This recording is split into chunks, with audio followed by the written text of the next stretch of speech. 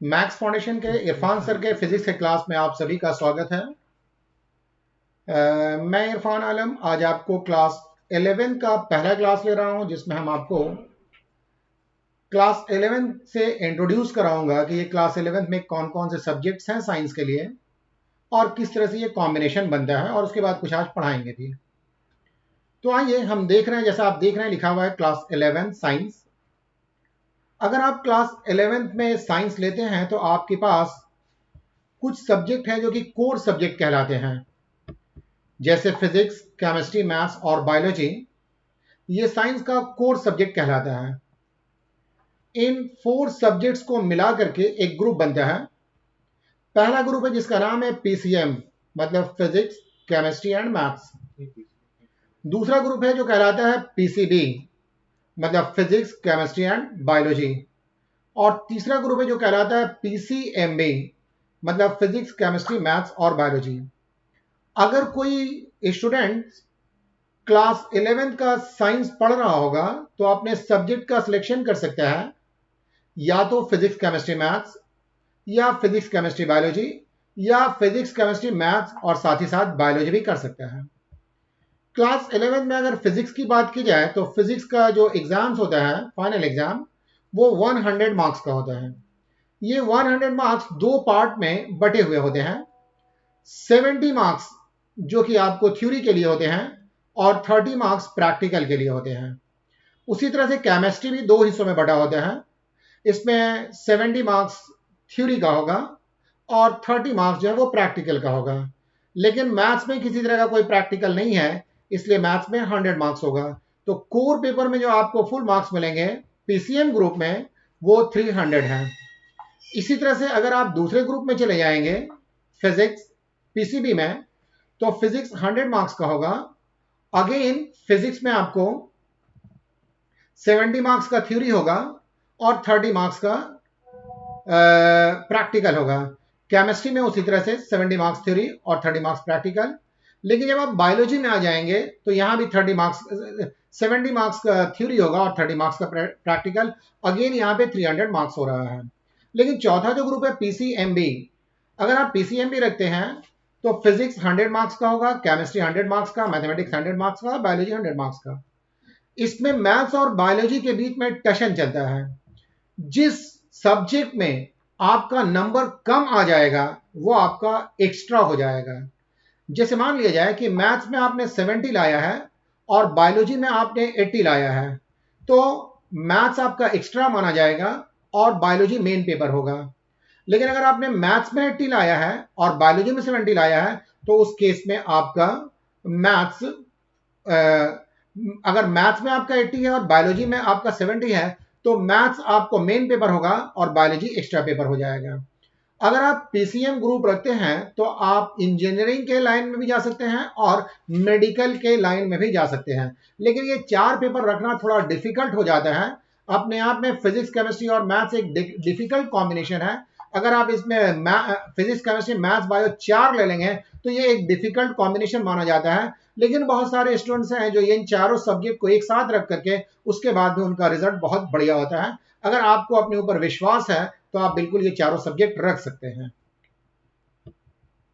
लेकिन आपका जो रिजल्ट बनेगा वो कोर पेपर में 3 ही होगा, चाहे वो फिजिक्स, केमिस्ट्री, मैथ्स हो या फिजिक्स, केमिस्ट्री, बायोलॉजी हो। इसके बाद जब आप चले आएंगे क्लास 11 में तो फिर एक लैंग्वेज पेपर होता है। नॉर्मली साइंस के स्टूडेंट्स लैंग्वेज में कोर इंग्लिश को रखते हैं और ये 100 मार्क्स का होता है थ्योरी। और दूसरा ऑप्शनल पेपर होता है। ऑप्शनल पेपर में आपको कई एक पेपर दिए जाते हैं, जैसे एक पेपर है कंप्यूटर साइंस, दूसरा है इकोनॉमिक्स और तीसरा है जियोलॉजी। अलग अलग इंटर कॉलेज में अलग अलग तरह का कॉम्बिनेशन है। आप कंप्यूटर चाहते हैं तो कंप्यूटर रख सकते हैं, इकोनॉमिक्स चाहते हैं तो इकोनॉमिक्स रख सकते हैं, जियोलॉजी चाहते हैं तो जियोलॉजी रख सकते हैं। और कुछ कॉलेजेस में इससे भी अधिक पेपर्स होते हैं ऑप्शनल के, तो आप जैसा चाहें उस पेपर्स को रख सकते हैं ऑप्शनल में। उसके बाद आप देखेंगे टोटल मार्क्स। आपका जो क्लास 11 का रिजल्ट बनेगा वो 500 मार्क्स पर बनता है। 300 मार्क्स आपके कोर पेपर पे हैं, 100 मार्क्स लैंग्वेज पेपर पे हैं और ऑप्शनल पेपर जो आपका होता है उसमें 100 मार्क्स हैं। आइए आगे की तरफ देखते हैं। पीसीएम ग्रुप रखते हैं तो एक ट्रेडिशनल कोर्स है जिसका नाम है इंजीनियरिंग, फिजिक्स, केमिस्ट्री और मैथ्स से आप अपना कैरियर इंजीनियरिंग में आजमा सकते हैं। लेकिन अगर आप पीसीबी ग्रुप रखते हैं तो आपके पास जो ट्रेडिशनल कोर्स चला रहा है वो मेडिकल है, और मेडिकल के लिए आपको नीट एग्जाम लिखना होगा, इंजीनियरिंग के लिए आपको जेई एग्जाम लिखना पड़ेगा। लेकिन ये जान लें कि पीसीबी या पीसीएम में यही दो कैरियर नहीं है, इंजीनियरिंग और मेडिकल। इसके अलावा भी आज के डेट में बहुत सारे कैरियर हैं जो हम आपको कैरियर के बारे में टाइम टू टाइम जानकारी देते रहेंगे कि मैथ्स ग्रुप वाला कौन कौन सा कैरियर अपना सकते हैं और फिजिक्स वाले, बायो ग्रुप वाले कौन कौन सा कैरियर अपना सकते हैं।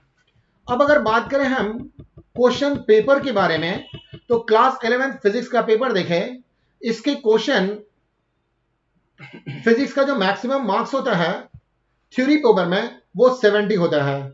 इसको क्वेश्चन को आंसर करने के लिए आपके पास जो टाइम अलाउड है वो आपको 3 आवर्स है। अब आप देखेंगे कि ये फिजिक्स में जो क्वेश्चन पूछे जाते हैं फाइनल एग्जाम में, टोटल नंबर ऑफ क्वेश्चन 37 होते हैं। ये 37 क्वेश्चंस 4 सेक्शन में बटे हुए होते हैं, section A, section B, section C और सेक्शन डी। हम सबसे पहले बात करेंगे आपको सेक्शन ए के बारे में।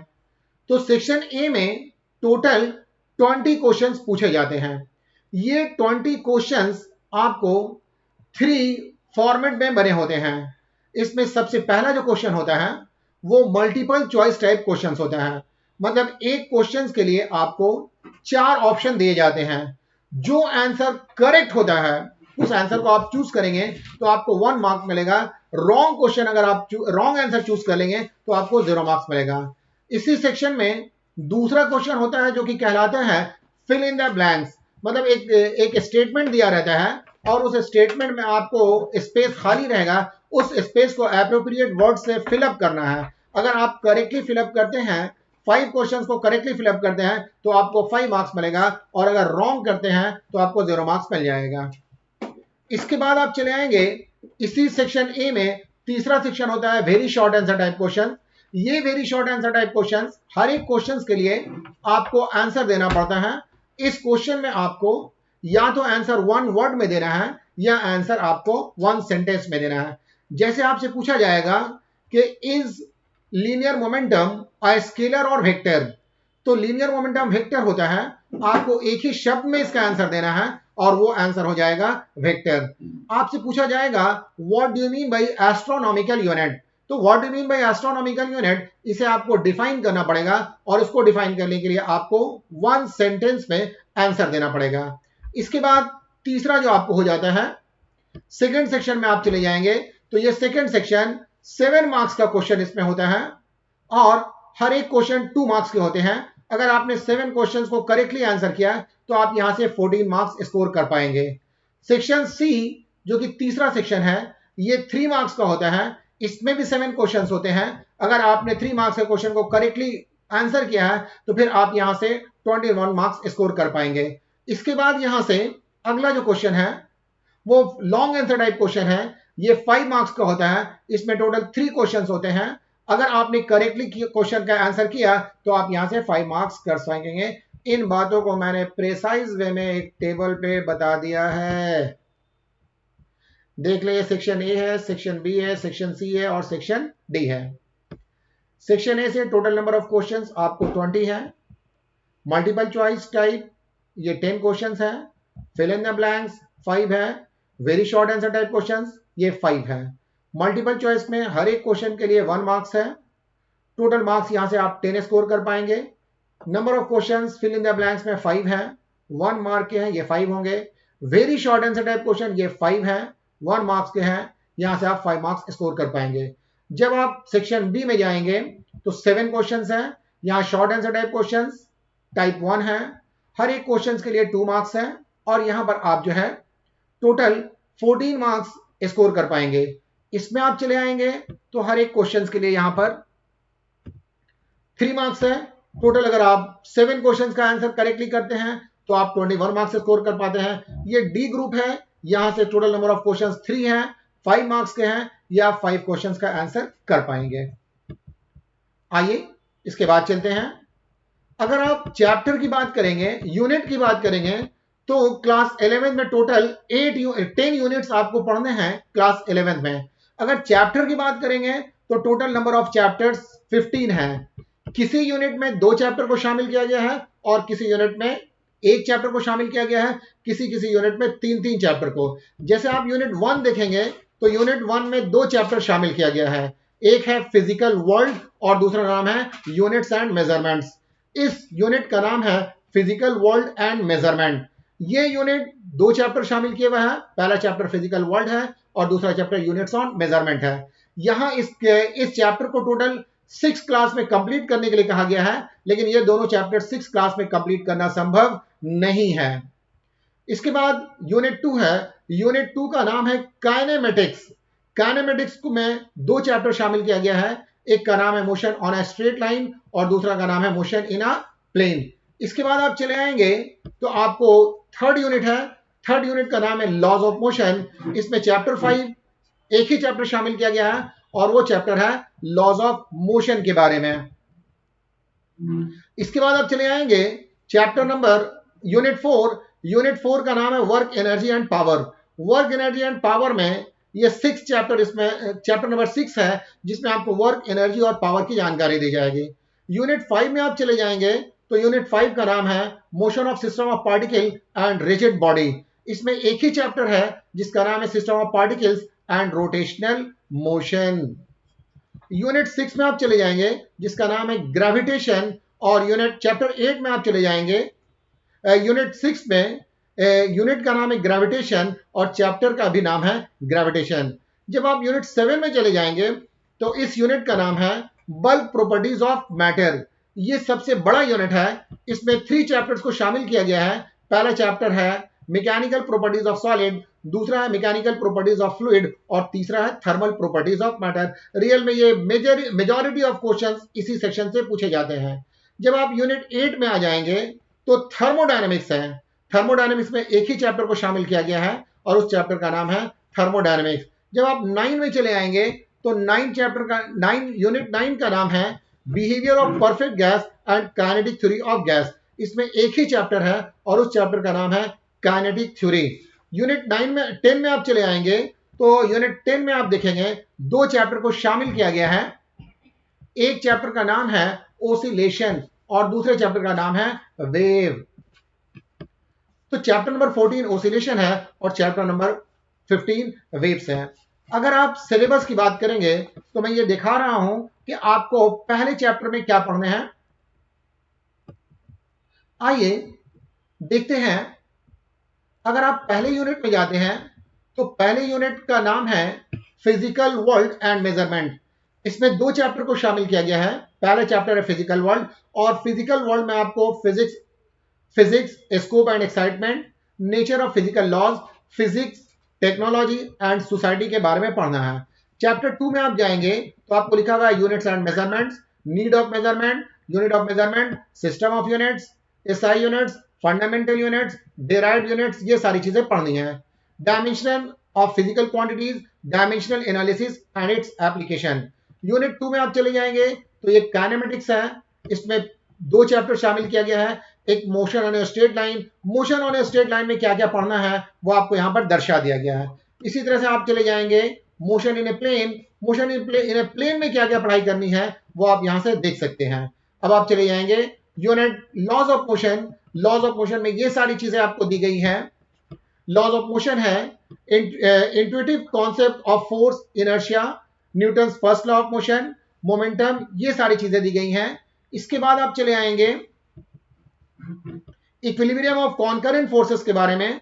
तो static and kinetic friction, laws of friction, rolling friction, lubrication, dynamic of uniform circular motion, centripetal force, example of circular motion, ये सारी चीजें दी हुई हैं। उसके बाद आप चले आएंगे तो है यूनिट 4 और इसमें चैप्टर नंबर 6 शामिल किया गया है। ये वर्क एनर्जी एंड पावर का यूनिट है। Work done by constant force, work done by variable force, kinetic energy, work energy theorem, notion of potential energy of spring, conservative force, conservation of mechanical energy, kinetic energy, non conservative forces, ये सारी चीजें आपको पढ़नी है। तो इस तरह से आप देख रहे हैं यूनिट 5 में system of particle and rotational motion है। इसमें पढ़ना है system of mass of 2 particles, momentum conservation, centre of mass motion, centre of mass of rigid body, centre of mass of uniform rod, ये सारी चीजें आपको पढ़नी है। तो इस तरह से आप देख रहे हैं कि मैंने पूरा सिलेबस बता दिया है।